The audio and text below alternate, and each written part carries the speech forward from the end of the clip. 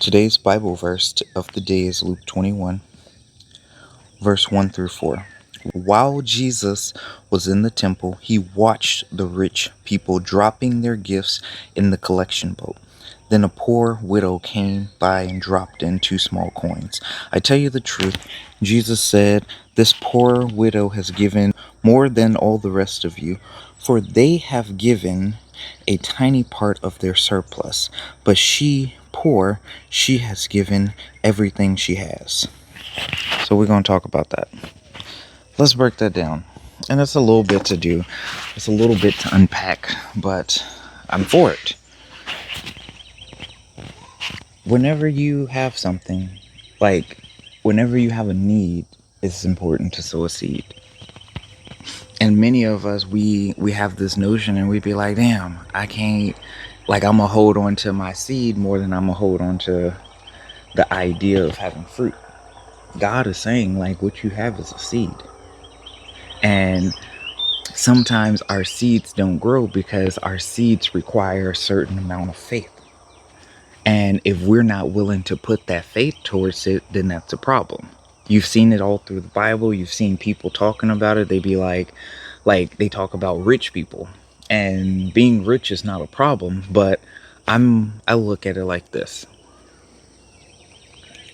If you're rich and you're willing to give it all and trust the process, then you should be good. This would be kind of sort of the equivalent of pretty much paying your rent payment or mortgage payment and taking that money that you have set aside for that and going and blessing someone and being like, you know what, I trust that my God would do it. I trust that I know he will make a way. And I think sometimes we be putting limits on God and we be trying to sit back and act like, we be trying to sit back and act like, it's just, it's hard. Like, I mean, life is going to be a challenge, but at the same time, as a child of God, what does that mean? That means you especially are on the list. If anybody's to get in that club, you especially should be in that club. Why? Because you're looking to own it. If you are trying to, whatever it is that you're looking to have victory in, that's what it is. You're sowing a seed and you're having faith and it'll work. Sometimes we may not have money to sow. Sometimes we do. Sometimes all we can do is sow time. Sometimes all we can do is sow energy. But at the same time, whatever it is that you do, because the money part doesn't matter in my opinion. The part that matters the most is she was taking all that she had. This was her all and she was putting it into the pot. Hey, God, it has to work. And if it don't work, I still trust you. But it has to work. This has to work out. And a lot of times we put limits and we be like, hey, God, this has to work like this. But he's God, he's sovereign. He works it out however he wants to work it out. But the most important thing that I would say for you to do is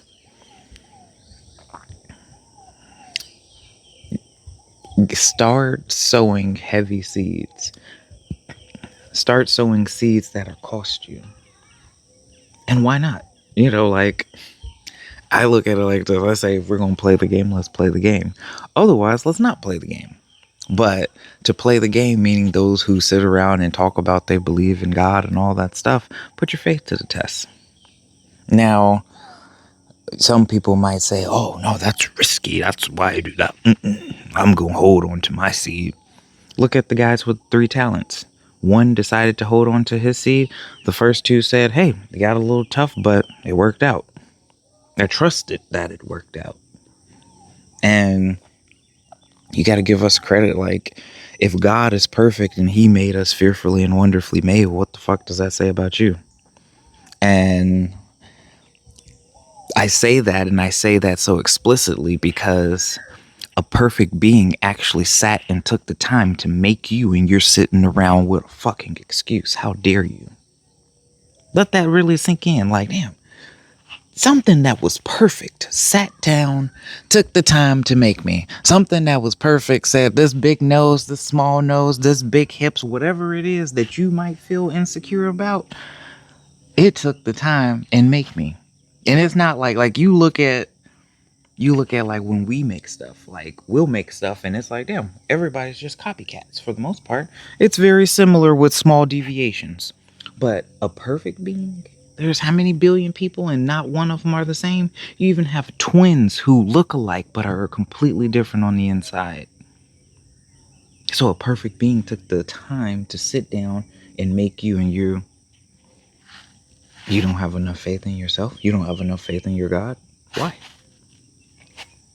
And I feel like it shows. I feel like it really shows, like, people who have faith and people who don't have faith. I used to ask myself, I used to be like, damn, why they ain't got no money? They sitting around in church all damn day.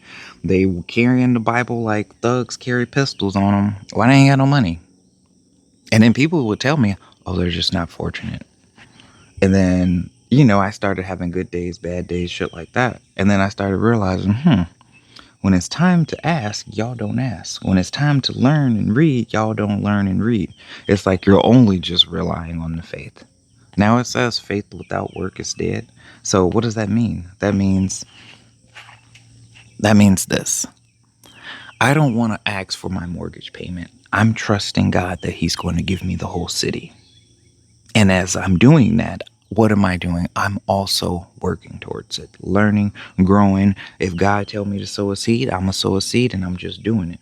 And if I don't get that, guess what? I'm still cool. You see where I'm at? Look at this. And I don't say this to brag, but I just say this to be like, damn, I got this shit because I asked for it. Some of y'all, I'm looking.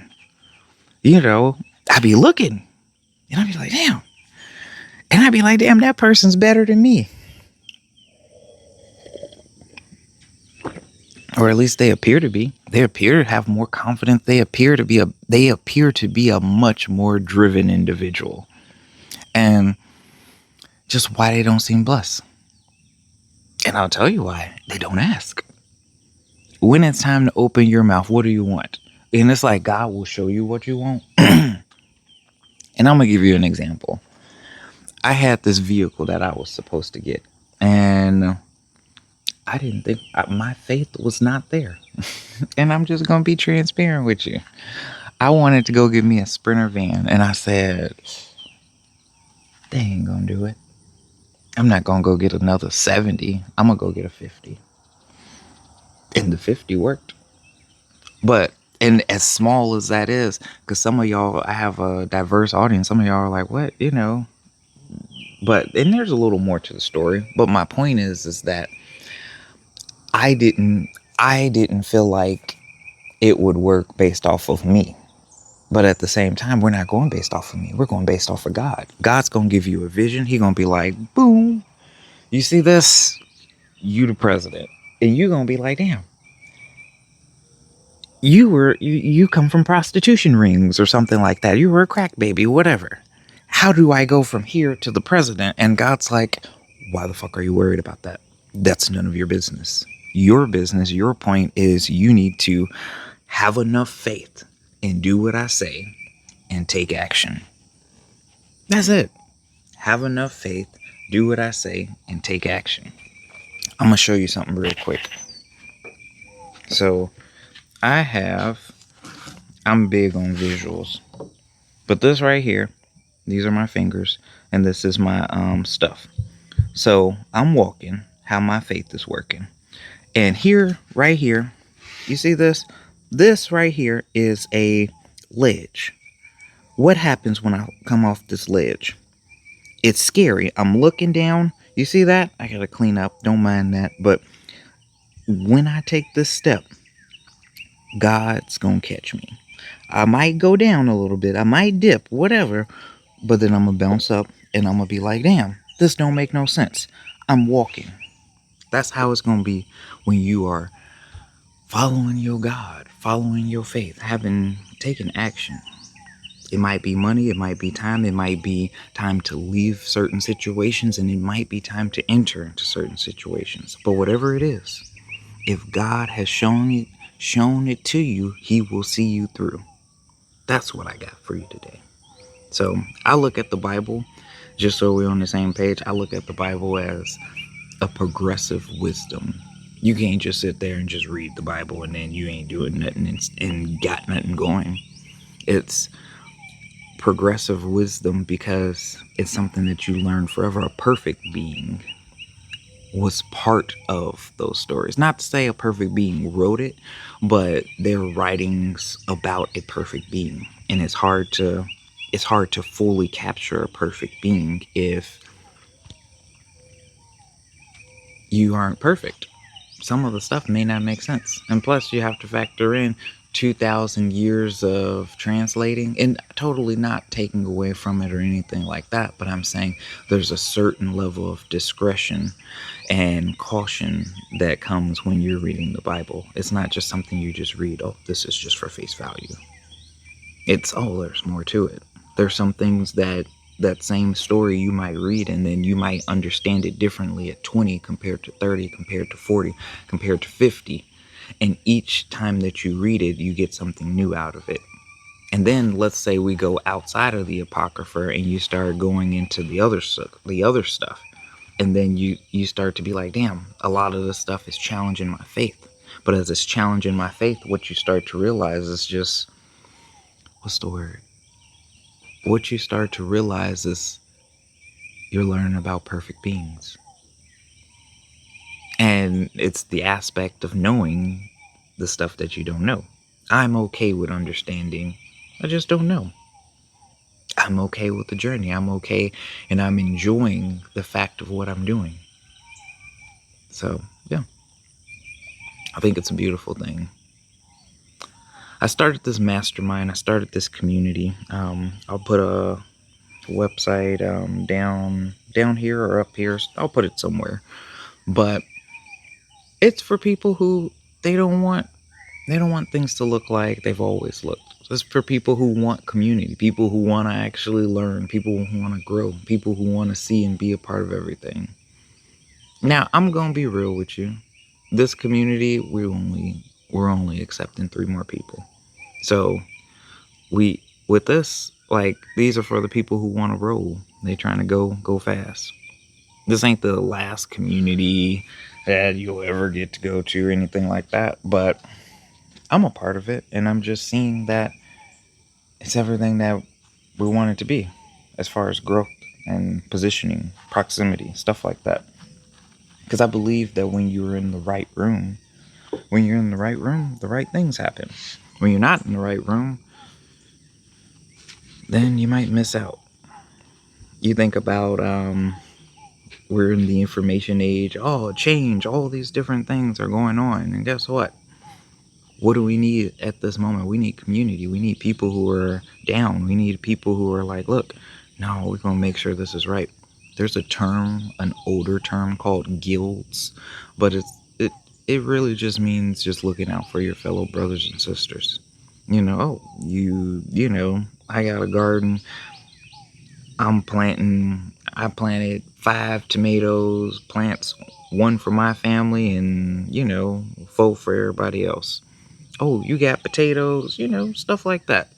But it's not just in gardening or anything like that, it's in community. You're looking out for each other. Kind of like the Jews do it, kind of like the Mexicans do it, kind of like, a lot of people do it. But like I said, we're not looking for everybody. But if this is something that, like I said, we're not looking for everybody. But if this is something that piques your interest, hop in the DM or hop on the website and let me know.